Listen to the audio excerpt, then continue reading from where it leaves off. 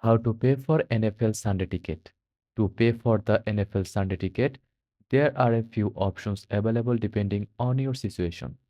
First of all, one-time payment. Traditionally, the NFL Sunday ticket has been offered as a one-time payment. This is the standard method where you pay the full amount upfront for the season. Next, monthly payment plans. Recently, there have been discussions and implementations of monthly payment plans for NFL Sunday Ticket.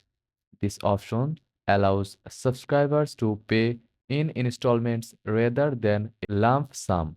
However, availability can vary by state due to different requirements. After that, promotional offers.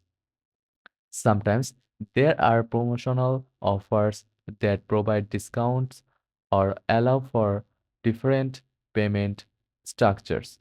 For example, some users have reported receiving deals via email for discounts on the subscriptions. Next, prepaid cards. Some users suggest using prepaid cards as a method to manage payments.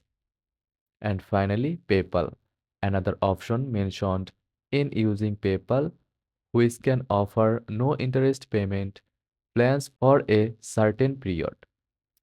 It's important to check the specific terms and conditions on the platform you are using to subscribe, as these options can vary.